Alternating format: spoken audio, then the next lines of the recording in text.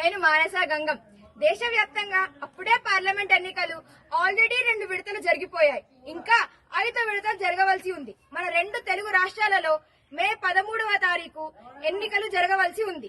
ఈ హడావిడిలో చాలా సంవత్సరాల నుండి హిందువులు కోరుతున్న ముఖ్యంగా 3 విషయాలను ఏ హిందూ సంఘాలు కానీ ఈ సమయంలో ప్రస్తావించలేదు.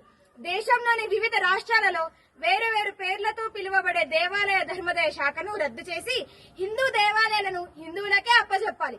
గతంలో మన దేశాన్ని పాలించిన బ్రిటిషర్లు 1863లో రిలీజియస్ ఎండోమెంట్ యాక్ట్ అనే చట్టాన్ని అమలు చేసి మన దేవాలయాలను ప్రభుత్వ ఆధీనంలోకి తీసుకొని దేవాదాయ సంపదలను దోచుకున్నారు. ఆ దోచుకోవటం దాదాపు 160 సంవత్సరాల క్రింద మొదలై నేటికీ కొనసాగుతున్నది. నాడు పరాయివారు, నేడు మన ప్రభుత్వాలు, అంతే తేడా. కానీ దోచుకోవడం మాత్రం కామన్. దేశానికి స్వాతంత్రం వచ్చింది, కానీ మన దేవాలయాలకు ఇంకా రాలేదు. ఇది హిందువులందరూ సిగ్గుపడవలసిన విషయం. మన దేశం లౌకిక దేశం, అంటే మత ప్రమేయం లేని దేశం. అంటే ప్రభుత్వాలు మతాలకు అతీతంగా పరిపాలించాలి. ప్రభుత్వాలు ఎటువంటి మతపరమైన కార్యకలాపాలు చేయకూడదు. దేశంలో ప్రధానమైన మతం హిందూ మతం. కేవలం హిందూ మతానికి సంబంధించిన దేవాలయాలను ప్రభుత్వం తమ ఆధీనంలో ఉంచుకొని నిర్వహించడం ఎంతవరకు సబబు? వేరే మతాల వాళ్ళు వారి వారి ప్రార్థనా స్థలాలకు వెళ్లాలంటే ఉన్న పలంగా వెళ్లవచ్చు. కానీ ఒక హిందూ దేవాలయానికి వెళ్లాలంటే జేబులో డబ్బులు చూసుకొని మరీ వెళ్లాల్సిన పరిస్థితి కల్పించాయి ప్రభుత్వాలు.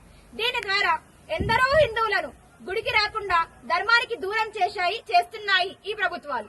దేవాలయానికి వెళ్లగానే వాహనాన్ని పార్కింగ్ చేయడానికి టికెట్, చెప్పులు ఉంచడానికి టికెట్, ఫోను ఉంచడానికి టికెట్, దేవాలయంలోకి వెళ్లనే లేదు అప్పుడే 3 టికెట్లు, లోనికి ప్రవేశించాక అభిషేకం, హారతి, అర్చన, కళ్యాణం, కొబ్బరికాయ కొట్టడానికి, స్వామివారికి నైవేద్యం నివేదించడానికి అన్నిటికీ టికెట్. ఇక ఆర్థిక సేవలకైతే టికెట్, ఆపై జీఎస్టీ. దేవాలయంలో జీఎస్టీ ఏమిటి? చండాలంగా సిగ్గరిపించట్లేదా? చివరిగా ప్రసాదమైనా ఉచితంగా ఇస్తారంటే అది లేదు, దానికి టికెట్. మీకంటే మా వీధిలో షావుకారు నయం. సరుకులు కొన్న తర్వాత ఒక చిన్న బెల్లం ముక్కనైనా ఫ్రీగా ఇస్తాడు. ఇప్పటికే అన్ని రకాలుగా దేవాలయాలను పీల్చి పిప్పి చేస్తున్న ప్రభుత్వాలు. మొన్న కర్ణాటకలోని కాంగ్రెస్ ప్రభుత్వం దేవాలయ ఆదాయంపై 10% పన్ను చెల్లించాలని చట్టం చేసింది. కానీ బీజేపీ పార్టీ అడ్డుకోవడం వలన ఆ చట్టం ఇప్పటికైతే ఆగింది. పోనీ మీరేమైనా సరిగ్గా నిర్వహిస్తున్నారంటే అది లేదు.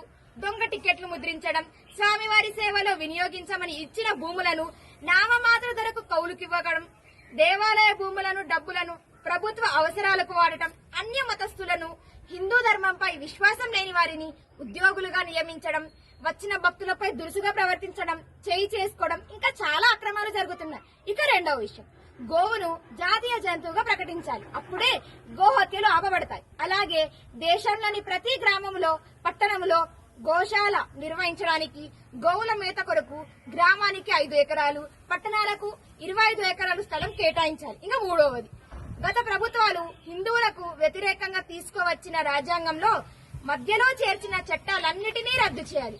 ఇవన్నీ కేవలం ఒక బీజేపీతోనే సాధ్యం. దయచేసి హిందూ బంధువులందరూ ప్రస్తుత సమయంలో మీ ఊరికి, పట్టణానికి ఎన్నికల ప్రచారంలో భాగంగా వచ్చే కేంద్ర నాయకులు, మోడీ గారు, అమిత్ షా గారు లాంటి వారికి, కేంద్ర మంత్రులకు, రాష్ట్ర నాయకులకు, కిషన్ రెడ్డి, బండి సంజయ్ లాంటి వారికి, బీజేపీ ఎంపీ అభ్యర్థులకు అందరికీ ఎక్కడ పడితే అక్కడ ఈ 3 విషయాలను పేపర్ పై వ్రాసి వారు అధికారంలోకి రాగానే వీటిని తొందరగా అమలు చేయాలని మన ఆవేదన వ్యక్తం చేయండి.